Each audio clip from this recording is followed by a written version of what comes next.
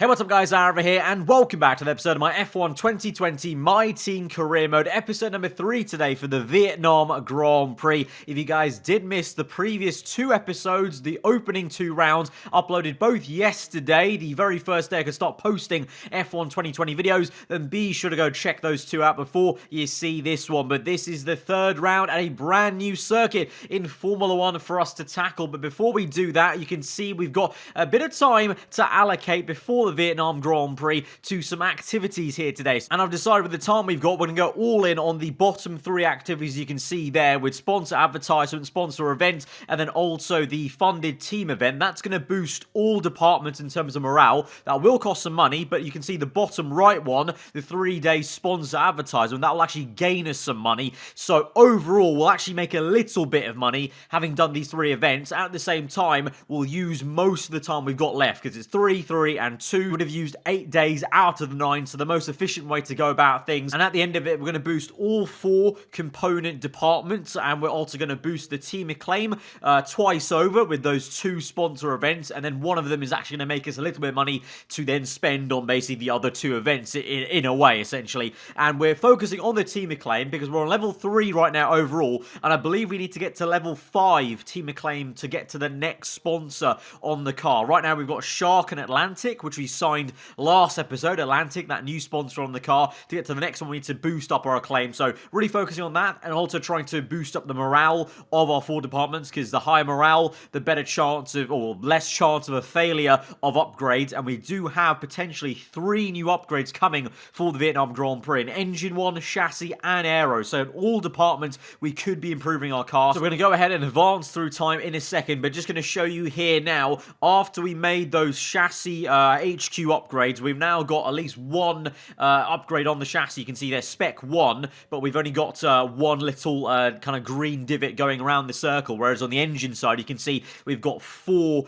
different upgrades on that spec 1, essentially. That's all because, obviously, that was what I focused on at the very start of this career mode. The rest of these departments are going to have to spend that money, and quite a fair bit, actually, because one of those little green bits is 2 million, so that's quite a lot of money we're going to end up spending over the course of this entire career. So, as I said before, money is going to be king in this series, as well as the R&D, of course, but that's really going to be where we need to focus on. And obviously, getting more money means trying to get more sponsors, so that's why the team acclaim kind of pays into everything we do in this series. But you can see the engine upgrade has come onto the car then as we advance through time, and we're going to go ahead and actually purchase another engine upgrade on the energy recovery system. So last time, that upgrade that just came in for us was pure power. This will be on the ERS, so hopefully that will harvest some more ERS for us automatically as we are not using overtake mode, and so that means I can, in theory, use overtake mode a little bit more later on in the Grand Prix when it may be crucial. And now you've just seen those 2 upgrades have come in, and thankfully,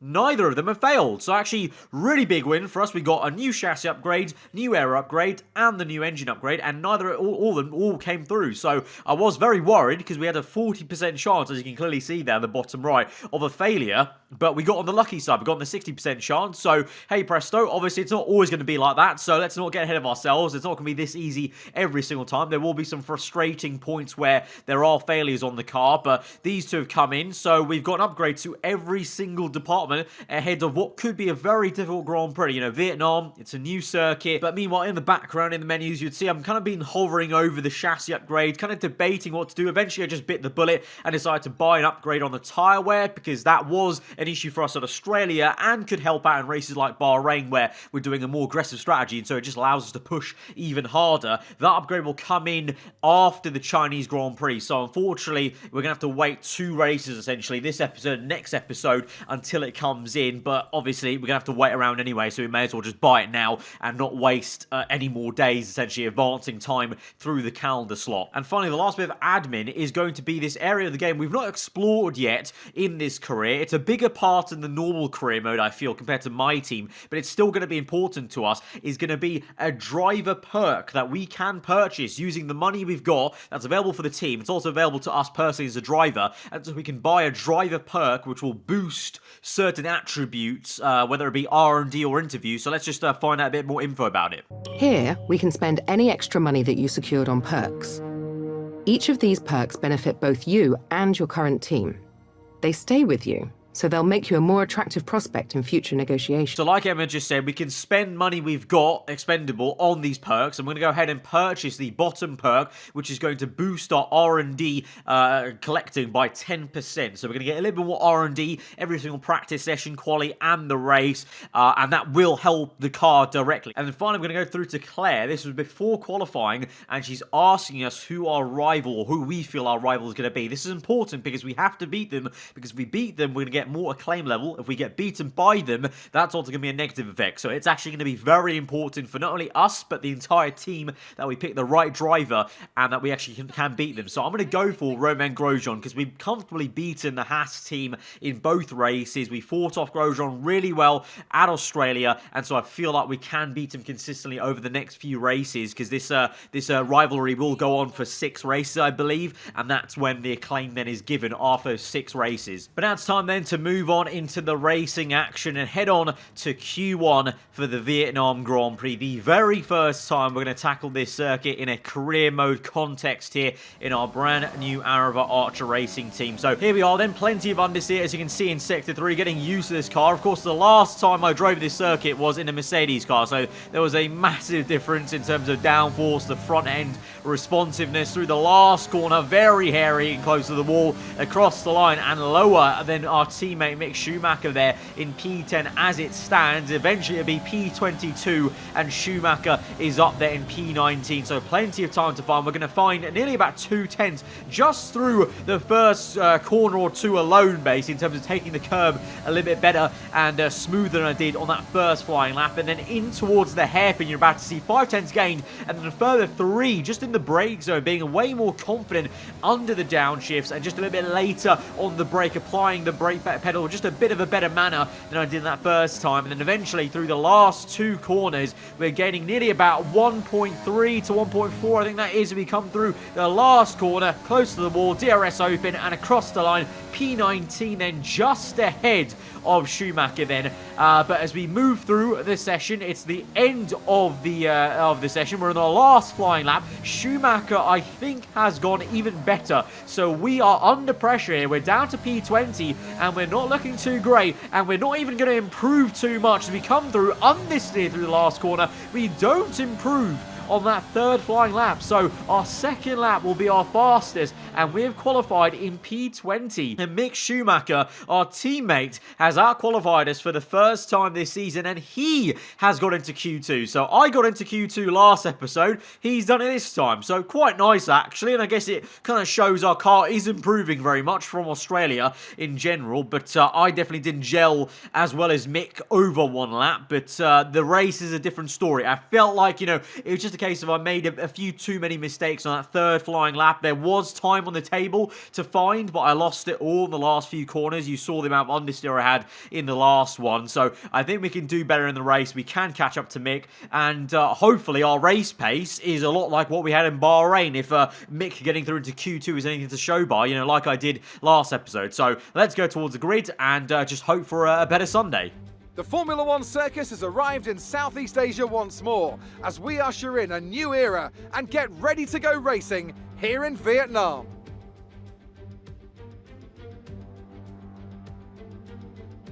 A lap of Hanoi circuit then, 3.4 miles around the Vietnamese capital. A number of the 23 corners take their inspiration from other great circuits, hopefully creating plenty of passing opportunities. And as always, a man with plenty of racing experience joins me in the commentary box. Today it's Anthony Davidson. Tell me, Ant, you're no stranger to surviving the melee of turn 1. So how do you keep out of trouble when there's so much going on around you? There are 3 main things to worry about there, Crofty: positioning, awareness and discipline. First, you have to put your car in a bit of space and make sure you have room to react to what the others are doing. Then you have to watch your mirrors and listen to the sounds around you to get a sense of where everyone is. And finally, just don't get too greedy. Just because a gap exists doesn't always mean you should go for it. It's time to see how our drivers are stacking up after yesterday's exciting qualifying session. Young superstar Max Verstappen starts from pole position, with Sebastian Vettel starting alongside. Looking at the rest of today's grid, we have Leclerc, Hamilton, Valtteri Bottas and Albon. Sainz, Ricciardo, Norris, and Lance Stroll, Ocon, Perez, Daniel Kvyat, and Gasly, Raikkonen, Schumacher, Antonio Giovinazzi, and Roman Grosjean, Magnussen, the owner driver, Russell, and Nicholas Latifi. Which of these talented drivers will come out on top today? So in terms of the race strategy then, a lot like Bahrain, there's a 1-stop and a 2-stop. So this gives me a lot of hope that the race could be quite similar to Bahrain in terms of the pace we showed on the more aggressive 2-stop. I think the car and my driving style, at least right now in the game, suits a more aggressive 2-stop. So we're going to switch it round though a little bit because we've only got one fresh set of softs to use. That's going to be the set we start on. So a fresh soft set at the start, then medium, and then we're going to end on a used set of soft tires, rather than doing 2 softs and then ending off on a medium set. I feel like I want to try and gauge and kind of maybe stretch the medium tire just to give us a better chance right at the end of the race, maybe on that kind of more worn out soft compound. But obviously it is a very different circuit to Bahrain, and we did get very lucky at Bahrain with the virtual safety car. So I'm not saying it's going to be the exact same scenario, but it gives me hope to know that this race can be either a 1 or a 2 stop versus Australia. So here we go then to 5 red lights for round number 3, our very first career mode race at the Vietnam Grand Prix. Fire lights are out and we're underway. It's a good getaway for us compared to the Haas cars. Once again, Grosjean bogs down. Schumacher has had a blistering start. He's overtaking 2 cars there. Raikkonen, we dive down the inside of all 3 of them there. I think Gasly, Raikkonen and Giovinazzi on my inside. They're a bit of a, oh, we've been tagged by Pierre Gasly. Surprise, surprise there. Once again in the F1 game, myself and Gasly come to wars. We've been pushed down to P19 now. We fight back, we ride the curb, little bit of a cut there, and it extended the track. We're up into P17 on the inside of Raikkonen, but look at these guys pushing so hard at the start of Grand Prix. We use some overtake mode to try and counteract Raikkonen coming around our outside there, but for sure, we were caught napping a little bit there because we didn't use enough overtake mode through the first 2 turns compared to everyone else, and also just Gasly tagging me for some reason on the rear end. I think it was him, caught me out. We were trying to go side by side with Schumacher. Instead, we're left kind of half spinning with the AlphaTauri tagging us. And speaking about the AlphaTauri, he's being attacked by Giovinazzi. Very aggressive. Nice to see there from the AI. Giovinazzi on the outside, Gasly on the inside. We're going to make a mega dive and try and force our way down the inside there. They've been caught napping, and to be fair, I could make the move. It wasn't like it was a massive dive bomb, really. It was just a very easy move to the inside there. They allowed me to have the room, and now on the exit trying to squeeze out Giovinazzi. We're going to be neck and neck, but he leaves enough room and just backs out there as we enter the next right-hander, and so we're up into P15, I think that is. Yes, P15, and Schumacher is ahead of us in P14. So overall, a very good start for both our cars there. Like I said, Schumacher to turn 1 made a triple overtake, I think that was, on both Alphas, or all 3 Alphas, how you want to say, AlphaTauri and both the Alfa Romeo. So, he made a decent start. So this is very promising maybe, and is giving me some Bahrain vibes as Schumacher is now pressurizing Stroll and trying to overtake one of the Racing Point cars. So very, very good stuff to see that Schumacher's also got the confidence in the car to attack. So, the aero, chassis and engine upgrades clearly working, because Schumacher is looking a lot more punchier than he was maybe in the first 2 episodes for sure. But obviously, as much as that's good to see, I want to try and get past him if we can. So as we enter now towards the last sector, trying to find our groove. And to be fair, I feel like we've got a decent rhythm through here. This is the one part of the Vietnam Grand Prix I really gel with, and when you get it right, it is actually very satisfying. So we come through the left, then the right, and then it'll be that final or second last left-hander before the final corner. But getting decent time through this sector, pressurizing Schumacher already there. He's obviously on a set of fresh softs as well, like us, so he's not really got tyre wear to deal with, but I just feel like we're obviously the faster driver compared to Mick if you look at the last 2 episodes and the first 2 rounds. So into turn 1 now, really piling the pressure. He locks up and goes very slow on the exit. We tap him twice there as he blocks us off, and you can see the mistake he made. He wobbled mid-corner, so we kind of pushed past him very aggressively there. Didn't mean to be that aggressive with him, I'm going to be honest, but I just didn't really kind of foresee him brake checking me after locking up into turn 1. So Schumacher making a mistake there, feeling the pressure.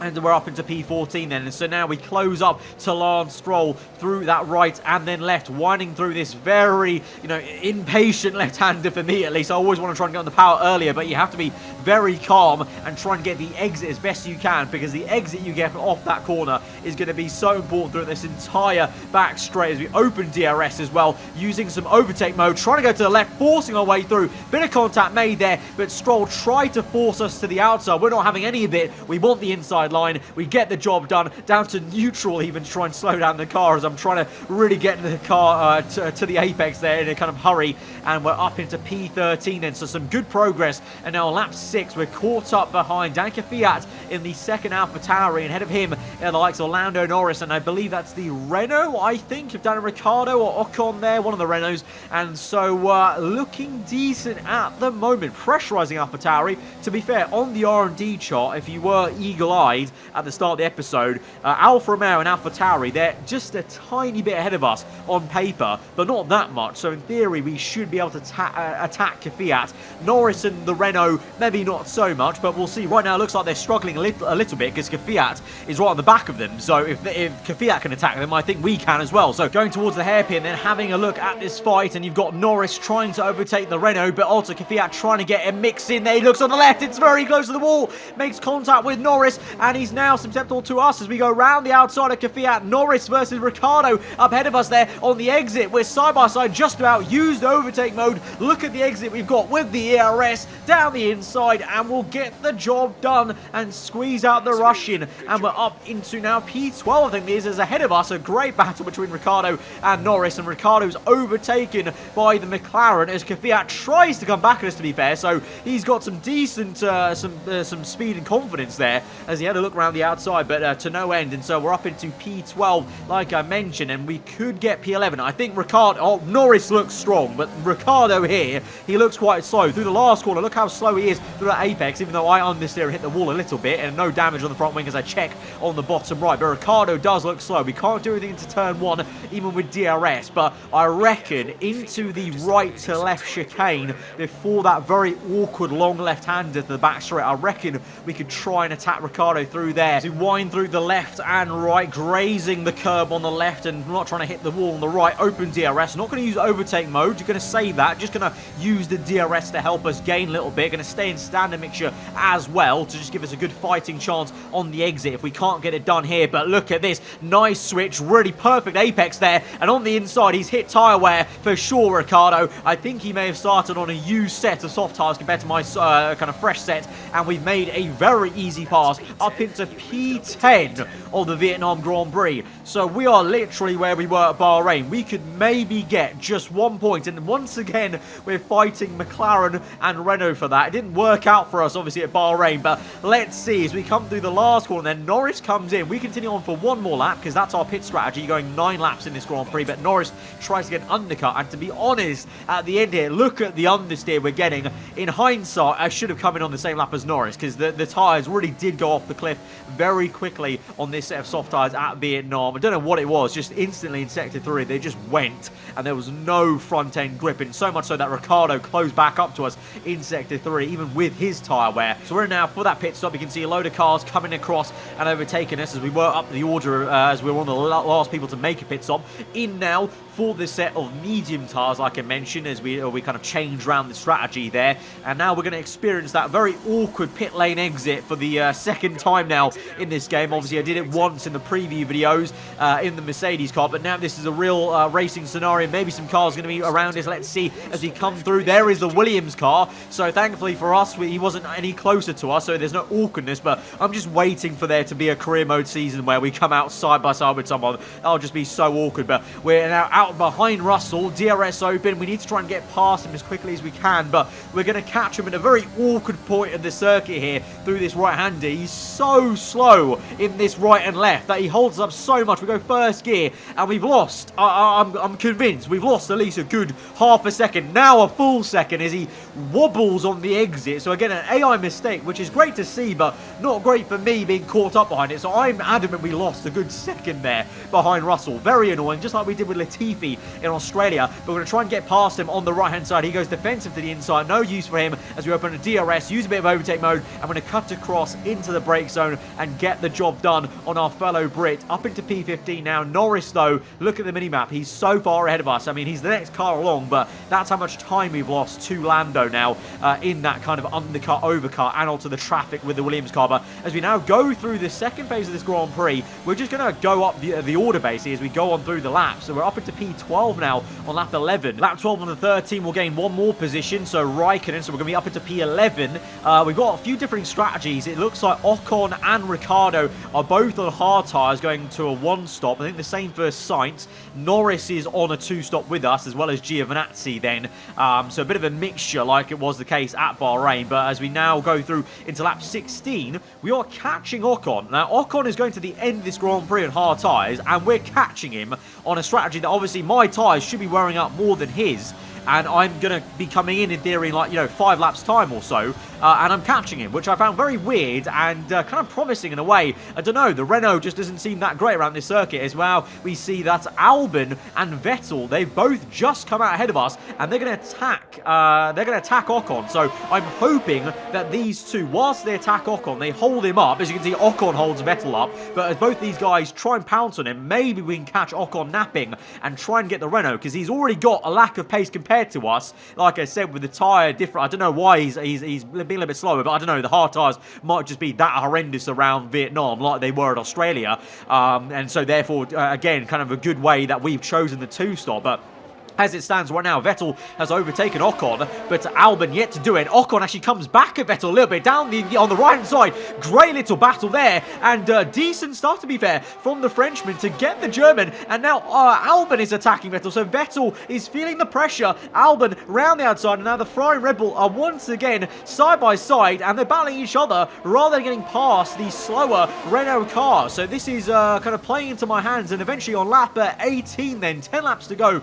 in this Grand Prix, not too far away from our second pit stop. Ocon has been overtaken in the third sector, but we are gaining so much time. Look at this, how much time we're gaining. I don't know if it's just because he's just been overtaken, so his tyre, his internal carcass temperature might be a little bit off, and his tyres just might be overheated from battling the Red Bull too much, but he is just so slow on this lap here, and we are gaining. Even though I'm feeling tyre wear, for sure I'm feeling it, because into every corner I'm not feeling the same bite-in response as I was on the previous few laps, but we've got the pace here. Now, as you can clearly see, in a straight line, trying to get Ocon, go for a textbook switchback, brake a little bit earlier, trying to get the car turned in, power on earlier, overtake mode as well, engaged on the exit, and we're going to get the job done by the time we get to the next right-hander, and we're up into P8 of this Grand Prix now, with 8 laps to go, and I'm going to be honest, the tyres feel fine. They feel, yes, worn out, but they don't feel absolutely horrendous going off the cliff like they were on the soft tyres, around lap 9. So I'm thinking a little bit, why don't we just carry on? Because behind me now, Ricciardo is attacking Ocon. So this is now, I think, lap 22 or so. The two Renaults are battling. You've got Lance Stroll, I think that's right behind, or Sergio Perez, one of the racing points is behind them. There's another racing point behind that racing point, and then you've got Lando Norris's McLaren. So the man I was kind of quote-unquote trying to follow and fight, Norris, is there, quite a bit behind, and then there's a massive gap to him. So that massive gap is just where I'm going to be if I pit. So if I pit right now, I'll be in no man's land, ahead of this Alfa Romeo, I think, and basically just on my own. I may as well, I'm thinking, try my luck. It sounds a bit bonkers, but trying my luck on this one stop with a set of medium tyres, what have I got to lose? I'll either lose these positions and go behind Norris, or pit and be behind Norris anyway, so I may as well try it. And the fact that the two Renaults were fighting was helping me out. I say was, because now on lap 25 they've stopped fighting. We've got 3 laps to go in this Grand Prix, and Ocon now has a great run on us. We've not got too much ERS to use. We've used a little bit of overtake mode, but the Renault is going to breeze past us, be very aggressive whilst he does that. So clearly Ocon a little bit annoyed at the fact I overtook him in the first place, because he was very rude about getting past us. But I mean, it is what it is, and so he's up into P8, and I think that's maybe us done in terms of keeping P8 at least, because he waltzes off, and eventually now I feel like now his hard tyres, even though they don't seem that great around Vietnam, they're now faster than our mediums. And now you can see we've got Stroll attacking us. We just kind of blocked him off a little bit there. I kind of thought he was going to keep on attacking us, to be fair, so that's why. But we're now going to, well, this is on purpose, slowing down, because you saw that I went wide and very deep on purpose and let off the throttle, because I want to be behind him on the detection point, because I want to try and get him back with DRS. So, bit of a wily old fox move, quite risky, because I've got a lot of tyre wear, so that could have maybe not worked out, but you're about to see it does work out as we open DRS, overtake mode, rich mix, and we're going to try and just go around the outside, very close to the wall there, and also Ricciardo and Norris trying to get involved down the inside, slow the thing down just about,